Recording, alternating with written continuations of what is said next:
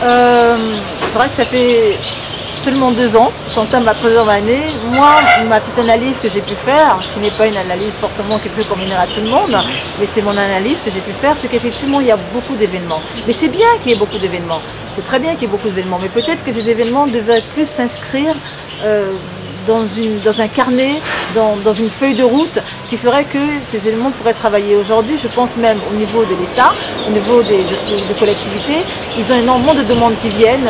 Aujourd'hui, si on a répertorié 18 festivals, l'année prochaine on en aura 22, on en aura 34. Peut-être qu'effectivement il faudrait peut-être cadrer un peu tout ça et que je pense qu'il y a des événements qui peuvent travailler ensemble.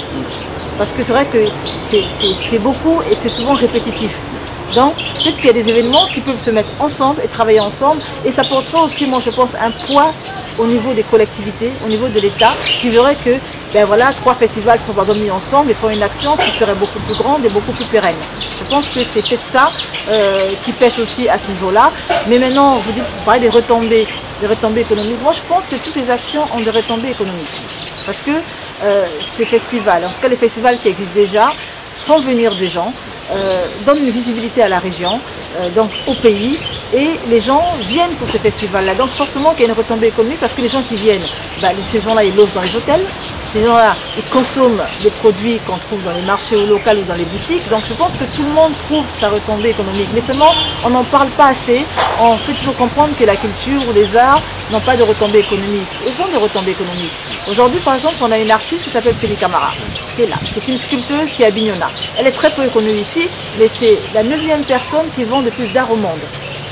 Elle est ici en Casamance, les gens ne la connaissent pas. Et les gens quittent l'étranger pour venir voir le travail de Célie Camara. Donc il y a forcément une retombée, mais après c'est ça, il faut faire des connotations, il faut faire des tranchements.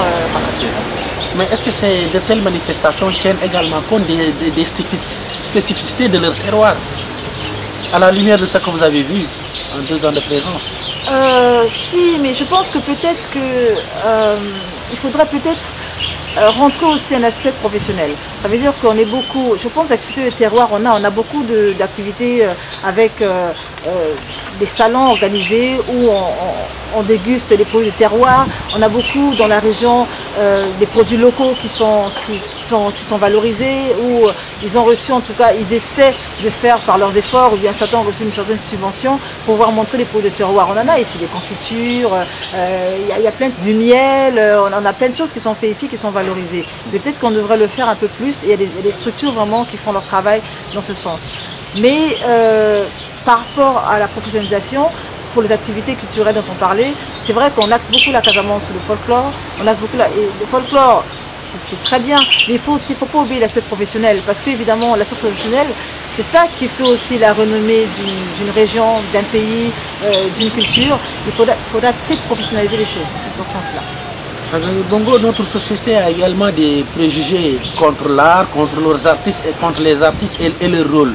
Conséquence, il y a une utilisation peu valorisante vraiment de l'art et les artistes même ne vivent pas de leur art également. Selon vous, est-ce que cela doit-il choquer? Moi, les artistes que je rencontre ici, pour moi j'appelle vraiment les artistes parce qu'ils ne font que ça. Ils sont vraiment tournés vers l'art.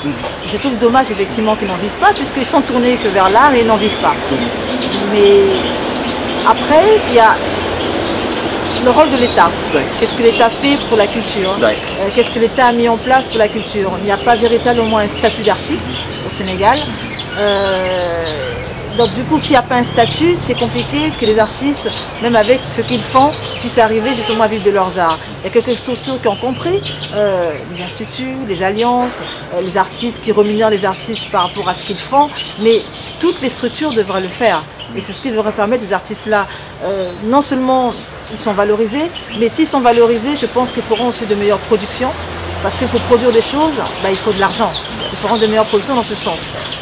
Mais aussi les artistes, d'un côté, doivent aussi fournir un travail plus professionnel, un travail qui soit orienté dans ce sens-là, qui font que c'est vrai qu'il y a très peu de moyens, mais ce n'est pas seulement ici, dans le monde entier, les artistes ont très peu de moyens.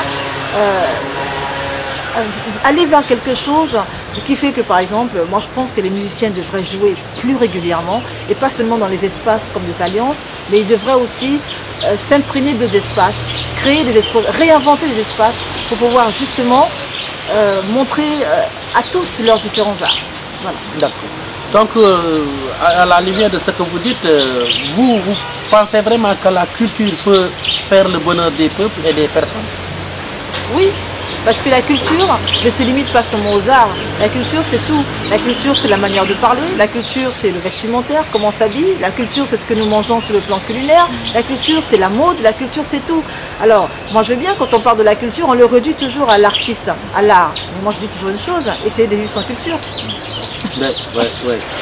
Donc, on dit également que sans la culture, il ne peut y avoir de développement. Est-ce votre position? Tout à fait, puisque justement je redisais encore tout ça. On voit que dans certains pays, il y a beaucoup de gouvernements qui se sont appuyés sur la culture pour être aujourd'hui des grands pays. Voilà, je parle notamment de la France, avec Malraux, qui s'est vraiment appuyé sur la culture, qui a véhiculé la culture française dans le monde, qui à chaque voyage s'accompagnait d'un styliste, d'un cuisinier, voilà. Il a valorisé la culture parce que justement, je dis, faut pas la limiter à tout ce qui est peinture, c'est tout. La culture, c'est vraiment tout ce que nous sommes, c'est nos langues. La culture, c'est nos langues, c'est ce que nous parlons, c'est comment nous communiquons. Donc la culture, oui, elle participe pleinement au développement.